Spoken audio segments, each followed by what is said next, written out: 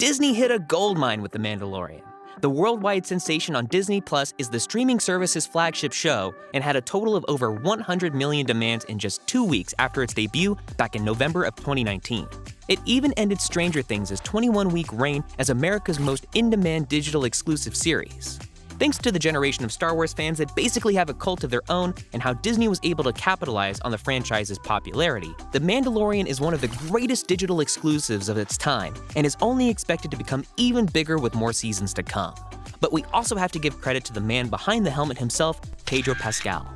Pedro Pascal's portrayal of the titular character The Mandalorian has been nothing more than spectacular, even though we barely see his face during the entire series. Still, that goes to show how great of an actor he is and how well he fits the role as the main character of the digital series. So, with that said, let's get to know more about the man behind The Mandalorian.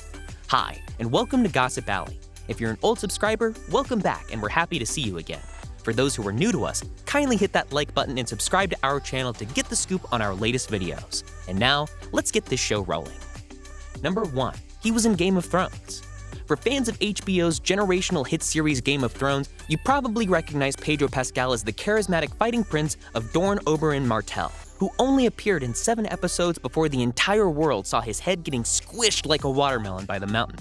He may have already been acting before his appearance in Game of Thrones, but it was his portrayal of Prince Oberyn that helped catapult his name to the top, even though he might have lost his head to get there. Number 2. He was already a fan of Game of Thrones.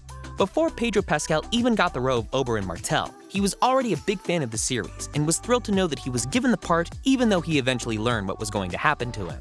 His love for the series actually made him want to learn more about his character, and he went on to do his research, like any responsible actor would do, by reading the insanely long novels. Talk about dedication right there. Number 3. His parents were political refugees. While we do know that Pedro Pascal earned his stripes as one of the lead characters in Narcos, a series about Colombian drug lord Pablo Escobar, Pedro Pascal himself has South American roots as well. He may have been born in Chile, which is like a 10-hour plane trip from Colombia, but Pedro Pascal was born at a time when a dictator was in power. Because of the country's political problems, the Pascal family had to move from Chile all the way to Denmark, where they were given political asylum before they moved to the United States, where Pedro Pascal basically grew up. Number 4. He started out as a waiter and lost 17 jobs. A lot of actors had to work their way up the ladder to get to where they are. While Pedro Pascal may be the lead man shooting villains in The Mandalorian, he actually started out as a waiter back in high school. He barely missed any of his shots as The Mandalorian, but he actually lost a total of 17 waiting jobs back when he was still starting out. Luckily for him, he got his early start as an actor, or else he might have still been stuck bouncing from one job to another in the food industry. Number 5. His favorite sport is swimming. He played the role of Prince of Dorne, which is a fictional kingdom with sand as its most prized export. As he stars in The Mandalorian, we often see him in the sandiest places possible, but Pedro Pascal was actually a competitive swimmer back when he was younger, and was always in the water instead of swimming in a sea of sand, much like how his most popular roles do. He went as far as taking part in the state championships in Texas, but he had to give up his athletic career to take up drama classes. At least we know why Pedro Pascal is as fit as he is today. Number 6. He is an award-winning actor. Pedro Pascal has yet to win any major individual awards, but he has already made his name as an award-winning actor and has received a number of awards for his work and contributions. He has received the Los Angeles Drama Critics Award and the Garland Award, which was given to him for his role in the International City Theater production of the play Orphans. Nominations he's received include the Outstanding Performance by an Ensemble in a Drama Series Award for Game of Thrones, the Now Next Award for Best New Television Actor on The Game of Thrones, and the 2015 Gold Derby TV Award for Breakthrough Performer of the Year. With all of the awards he got in Game of Thrones, it's quite easy to understand how he got his roles in Narcos and in The Mandalorian as the lead actor of that hit series. Number 7. He wasn't always fighting under the suit.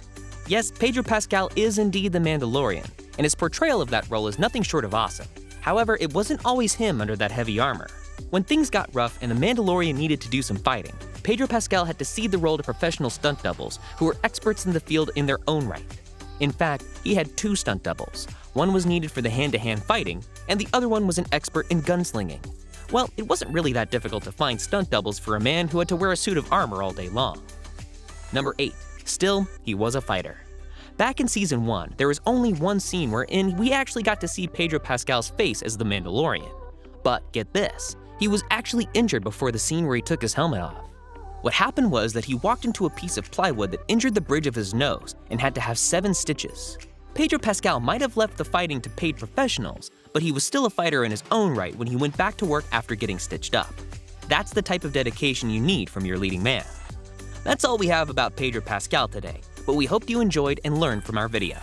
Thank you for watching, and we hope to see you again in our future videos. But before you go, please leave a like on this video and make sure to subscribe to our channel to get notified about our next content.